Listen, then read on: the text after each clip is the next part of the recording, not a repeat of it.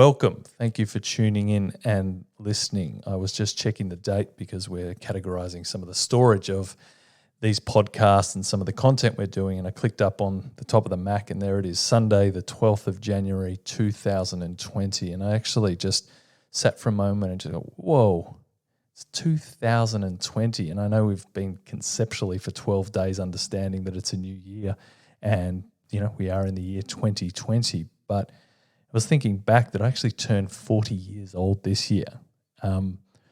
That's, for me, it just did my head in for a second because I hadn't really thought about it, actually. I mean, for me, birthdays are something that, yes, are to be celebrated because why not? Any excuse for some sort of celebration. But actually thinking back that 40 years ago, I was born in 1980, and that's a great year to be born because it's easy for the maths of remembering how old you are. So in 1986, I was 6. In 1989, I was 9.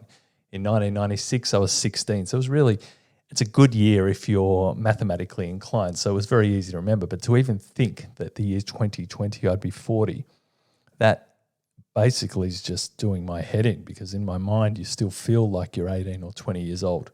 It's a weird thing, and I'm sure everyone feels the same. But you get older, but I certainly don't feel older, if that's a weird sort of thing. It's a weird time construct. So having a think about that in 2020, I was thinking about exercise. So since New Year's, I was thinking, well, you know what? I am 40 years old this year, so I need to probably start thinking in terms of biologically, how do I improve my performance a little bit? Because let's just say I'm a third of the way through my life. Yes, I'm an optimist, and those who do the maths, a third would mean that would be a good goal to get to 120, but I'm hoping a few of the medical breakthroughs happen in the next few years and we get those small life extensions that increase this great time on Earth. But thinking about that, it actually came back to thoughts around a lot of the top performers and a lot of our clients and a lot of the people and family, and just starting to think a little bit about where does exercise before we have these medical breakthroughs fit into your life? And particularly for business owners, entrepreneurs, people that are trying to build companies, exercise is something that you commonly see fall off. In fact, a lot of people might be out there at the moment going, geez, I don't even have an exercise routine. Or others might be sitting there going, I go to yoga a couple of times a week, which is almost nothing against yoga, but it's actually not enough exercise for anyone. Now, luckily enough, very, very early on in my life, my parents put me into sport or some level of exercise. And to be fair, they didn't need to push very hard because I enjoyed sport. I enjoyed playing with things. I enjoyed games. I enjoyed kicking footballs. I enjoyed playing baseball, all these sort of things. Now, the great thing about sport, and particularly in an early age and particularly in school, it's a little bit of an advantage, not just because of sport, but actually being put into structure that helps performance. Because the great thing about sport is that you get into an environment that has some level of competitiveness. So not only are you playing, but you're trying to learn new skills, you're learning the value of practice, you're learning the value of teamwork, you're learning the value of others in the team and having to compromise, you're learning how to deal with adversity, times, where you may not be picked for a team or you might have injuries or whatever it is. You're just working, you get accelerated social dynamics. So being in sport for me is was a very important fundamental. Now, leading from that, I was lucky enough to play in a couple of elite junior teams, nothing of note in terms of senior, but at the time they were the sort of top level of junior teams, and you learn the next level of competition, that how people will do anything to get where they want to go, what you have to do to be a top performer. The difference between someone who makes it and someone doesn't is not this huge gaping, this chasm that you have to cross. It's these small 1%ers that they do better. So someone who can be the difference of someone getting taken into the big leagues of a sport versus someone who just misses out. It's not a gaping thing that you can see. It's the other person being able to do a few things a little better, but at that elite level. That's the difference. That's the difference between, I guess, in the NBA, playing in the NBA and looking at the guys in the G League, which is the sort of second-tier league. If anyone's familiar with that sort of thing. There are some amazing players playing in the G League. There are amazing, amazing players. People who've dominated in their own countries if they've come from anywhere outside the USA, to people who have dominated in college but may have just missed out on the draft. They're there, but it's a completely different standard to the NBA versus that. And you can see the difference is so small.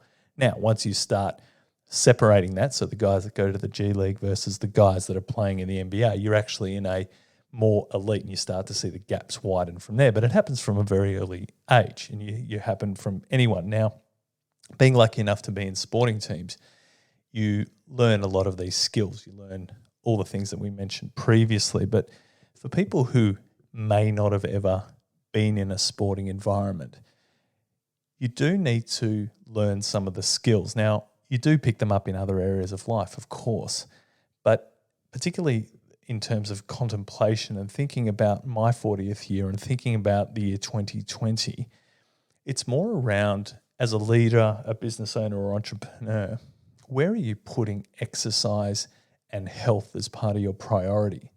Because gone are the days of sports, fun now, recreation. You want to play a game, great, you might be playing it for recreational purposes. But as a leader of an organization, it's very, very important that we start to think about our health and well-being as part of our leadership criteria.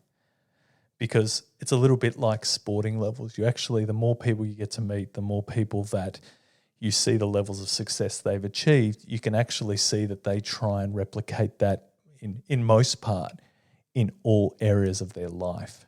And it's a great way as a leader to also identify where people aren't congruent. And that's a great skill to have, particularly when you look at your employees, particularly when you look at people you work with. Maybe it's even working with your clients. You start to realize, where are these people not getting it? And before we get to that point, we need to think about personally, where are you not getting it? Where have you taken a step that health and well-being is a second-tier priority to your business, to your life?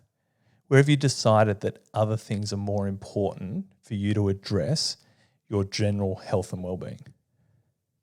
And this is really, really important, because we know the old saying, if you don't have your health, you really don't have anything. So particularly a lot of business owners realize that, wow, I need to be working so many hours to get a business up and running, especially if you're self-funding it. But even if you have investment and things like that, you're expected to treat investment money the way you would treat your own. So you're a backable person, which means you do whatever it takes to get the result you need to. Now, what that generally means for people is, well, if I have to prioritize my business, that means what's the first thing I can fall off? What's the first thing I can find in terms of time to spend more time on the business? And because we're these type of creatures as humans, the first thing we do is a bit of self-sabotage. The first thing we do is look at, well, I guess I don't have to go to the gym tonight, or I guess I don't have to go to that, or I might stop playing that, weekly game of whatever. And you start to look at those things, because it's a double-edged sword, really. And the double-edged sword is, not only is that good for your health, but it's a major stress relief. So I probably come from the side of exercise is everything. Exercise is the gateway to your mental health. Exercise is the gateway to inspiration.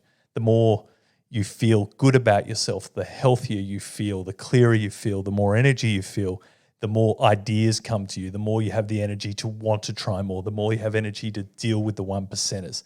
You have to build up that armor. And the armor for us as leaders is, how do I get my body, how do I get my mind into the best, absolutely best state possible?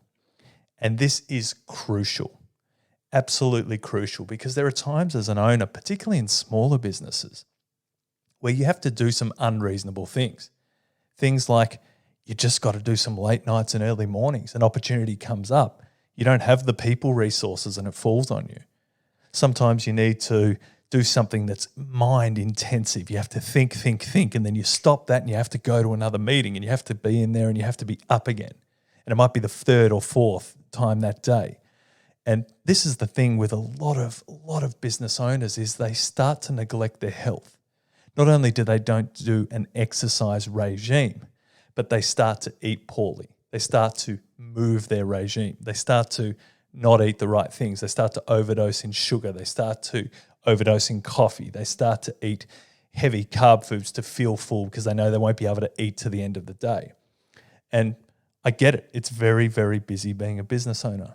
Absolutely. And it's hard sometimes, particularly at the startup phase of your business, to actually get some structure and routine.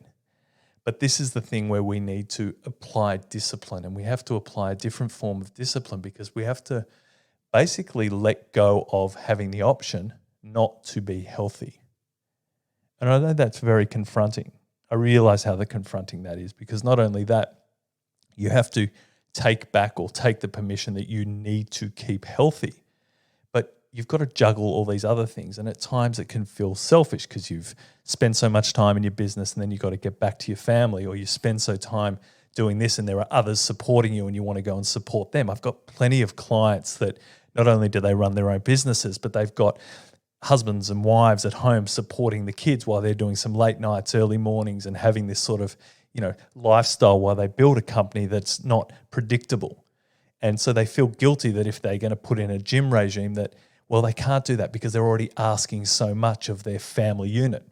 But this is critical, and this is so critical that part of your job as the business leader is to keep healthy and keep mentally fit.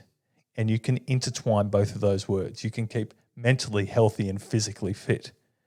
But you don't have a choice to start chipping away at that because that is the beginning of the end of as soon as you're not playing at 100% personally and physically and mentally, it's going to have ramifications in the business. And then we've got this house of cards type scenario where something's going to give. And when something's going to give, it's very difficult to quickly turn it around. So personally in 2020, we've made the decision here. And when I say we, I'm talking about my family unit. At the moment, that's Alana and I. And we're talking about we need to get healthy and whatever that means for each of us personally. For me, I know what health feels like for me because I've had these, now 40 years of actually being in environments and once upon a time owning gyms and being a personal trainer. So I understand for me what that means. For Alana, it's something completely different. She's had someone who's had in the past different injuries from when she was in sporting teams at school. And she's looking to not only repair and get fitter, but we're both looking to be at our physical best for what that means to us. Now, for me, that means going to the gym 4 to 5 days a week. That is a necessity. That is part of my job. As the group CEO, my job is to get the returns that I've promised for not only my staff, not only my clients, not only my investors, not only myself, but my job is to get those returns. And there is no way that I'm giving myself the best opportunity to get those returns if I'm not mentally and physically at my peak. So for people who know what that is, that's about finding time, about setting the routine and getting back to it. You need to be able to look at yourself and say, I don't have the option. This is part of my job. So I see it as the CEO, part of my job is that. I do not have a choice about whether I want to go to a gym. So when I'm tired and I go, do I need to go to the gym? I don't have that choice. That's part of my business role. I need to be there because if I don't have it, I'm going to be tired. I'm going to be stressed. I'm going to start with anxiety. I'm going to start to eat not well. So if I don't do that, I'm going to be a worse leader for all my people. And that is not what people are backing me for, and it's not what I'm backing myself for. So for you as a small business owner, you need to behave as though you had people that you need to or you've made promises to. So what are you doing? Now, if the answer is, you know what, as I said earlier, I might just go to a couple of yoga sessions a week, that is absolutely not enough for your sport or your health. That is not enough. It's nothing against yoga. It's a wonderful thing. But for me, at an elite performance, you need to be moving 4 to 5 times a week. You must be getting healthy exercise. That is where a lot of your inspiration will come. When you're in these sessions and you're actually not thinking about work, it's when you'll find most of your best brilliant ideas start to filter in. You'll find that you start requiring less sleep. It won't be initially, because obviously when you start a new regime, the body needs to repair, it's changing. But what happens when you start to get into that regular routine is the body starts becoming stronger. The body starts to repair itself. The body starts to behave like it was when it was younger. There is an old saying that we used to use at when I had these gyms is, I don't really mind what you call health and fitness, but once in your life, get yourself to a peak health and just feel what it's like. Feel what it's like to just for once in your life get your body and mind to a peak state. Because most people have never even felt what it's like to be fit. You know, when you meet those really annoying people and they just seem so bubbly, happy, ready to go, energetic, and you're like, what's wrong? Are they on drugs? You know, why are they like that? It's because a lot of these people have found what works for them. There are these huge batteries and reserves that you have as a human that you need to tap into. Most people who feel tired, you know, you ask them, great, well, what's your regular routine? Oh, no, I don't really have a regular routine because, you know, I've got an irregular life. And it's just all bullshit. It's just all bullshit. And this is the thing is, I mean, it's got nothing to do with weight. It's got nothing to do with, shaming people on having to be a certain look or feel because of exercise. It's about having to arm your body and mind with things to grow a business. It's about creating energy. It's about the insurance policy against diseases that are preventable. It's about feeling good so you make better decisions around food, because when you feel fitter, the body doesn't crave sugar, doesn't crave these complex things that makes you feel sick. And this is the thing, if you've never felt that, you've probably never been at a peak performance feeling. And we used to see it all the time in our gyms. Most people have never felt what it's like to be fit, healthy, mentally fit. There's a clarity you get when you feel confident about yourself physically. And today it's very important that we discuss this, because exercise is part of your role as a leader. You should right now, and if I was you, I would look through your calendar and I would book in for the next 6 months 4 exercise sessions of no shorter than 45 minutes to an hour every 4 days for the next 6 months. And it doesn't even matter what you start doing, but here's the one caveat. You need to get moving. So if you're someone who's been sedentary for maybe the last decade or last 5 years or last year even, start easy. But that slot is to build up to a point where you need to start getting into something that challenges you physically. There's a reason the body produces great hormones with physical activity. Exercise causes that. You've heard of the runner's high. You've heard of people getting the endorphin hits after training. You want to get that. That's the body moving into inspiration. It's a way of dissipating stress. It's a way of getting a lot better. If I'm someone who's backing someone in a company, I'm looking at those things. I'm looking at, does this person get it? Or is this the person that's really going to get it, but they're probably going to have a heart attack well and truly early on? So they don't actually get life. What they get is building a business, but they're short-term thinkers. So they're happy to hustle and kill themselves over a couple of years and then worry about the ramifications, which is just such a ridiculous outlook. You must get your mind and body to a point where it is in peak state. And that is very difficult sometimes, because if you've never done it before, there's a challenge there. You have to learn like any new skill. Well, what is it I enjoy doing? Why do I keep falling off these diets? First thing is, diets are just ridiculous. They're silly. There's no such thing as a diet. It's the way you eat. This is the way I eat now. Why? Because I want to be a top performer and this will serve me. Great, so that's what I eat now. Oh, but I keep falling off. Then get back on. It's like any skill, and there should absolutely be no tolerance for it. We're about that absolute ownership as a leader. This is not your choice. This is your obligation as a leader of the company, is to be physically and mentally at the best state you can be. It's the only way you're going to be able to grow a great business. It doesn't mean that unfit or unhealthy people don't grow great businesses. But is it actually going to hurt if they were fit and healthy? Could they have not found the time? It's something you really need to think of. It's something that, particularly me this year and getting to that milestone of 40 years, which is a great milestone. You know, once upon a time you look at birthdays and go, gee, I'm feeling old, or where's the time gone? It's getting fast. But tell you what, lost a lot of friends and family that would, you know, what would they give just to have a few extra days? So I actually welcome birthdays. I think it's a great thing. I think we should be just happy. The more you can be here, the more we've got an obligation to use the time as best as possible. And as a business owner, we're in very, very high stressed jobs. We're in very high stress roles. We're playing a game that every single day we don't know what's the new challenge that's going to come before us. And if you want to play this game with the absolute best possible chance of winning, then you need to look at things not only inside your company, but you personally. You need to take that level of responsibility to be healthy. And yes, sometimes that does take a little bit of sacrifice. That might be sacrificing having those couple of drinks in the middle of the week. It might be sacrificing always ordering the fatty foods on the menu. You know, it's little things everywhere. It's that compounding effect of making better decisions more often.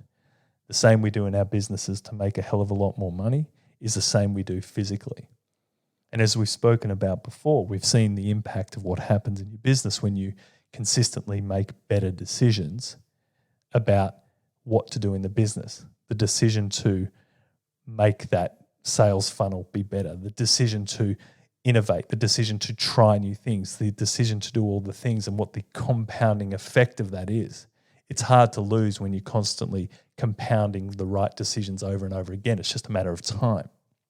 And it's the simple and same framework as we have with our health. First of all, we need to work out what we want to do or what we like doing. And then we compound the efforts so we're consistent in the things we're doing as much as we can. Even when we're not perfect, the compounding effect gives us that opportunity to still be healthy. You see people who are a lot fitter and healthier than us, and you think, where do they find the time? But a lot of the time they're doing actually less. What they're doing is consistency. They've worked out what works for them. They know where the fine tuning is. But that only happens when we've done enough of the compounding effort. We've gone to the gym enough. We've done exercise classes enough. We've eaten properly enough. We've worked out this works for me, this doesn't. This creates more tiredness. This creates more recovery. We do less of this, more of this. But that's a fine tuning that only you know. Not even a personal trainer will be able to understand your body mechanics as well as you will by doing it. Yes, technique and things like that, and opportunities in terms of how to fast track results or how to fast track some of the things you want to work with. But you're the one who intrinsically knows what your body needs at a certain time.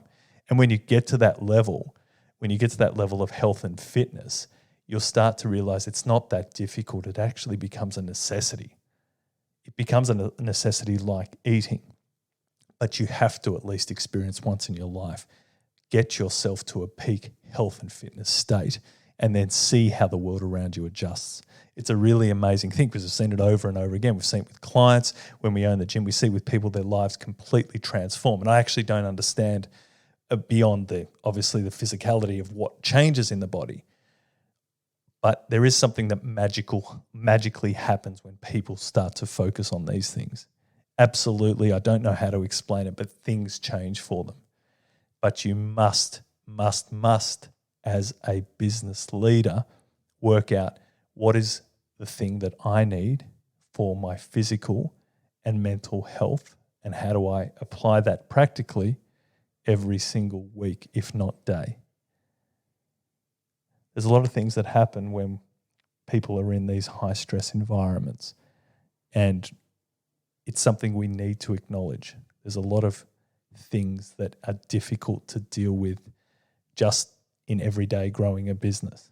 But if you don't have the confidence in your mental health, in your physical health, in a regime that allows you to get rid of excess energy, to clear the mind, it becomes even harder to do that.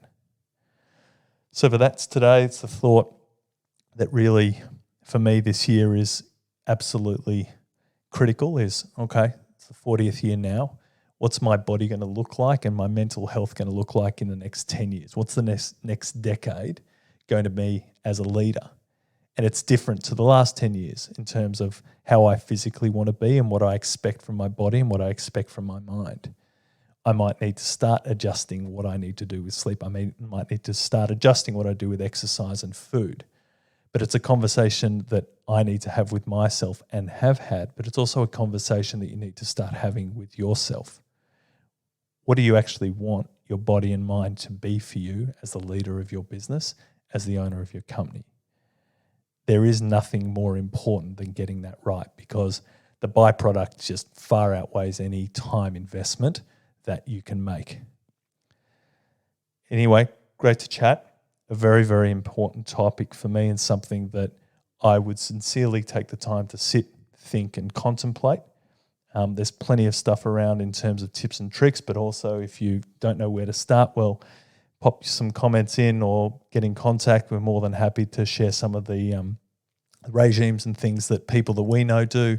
Some of the things they, because we know exercise is not always fun, so there's ways of finding it fun. But if there's help you need, definitely reach out. But remember, as the owner of a business, your obligation to the people that trust you, to your families, to yourself, is getting yourself into peak health and fitness, which means mentally as best we can do and physically absolutely as best we can do. Have a great day. Look forward to speaking to you all very soon. See ya.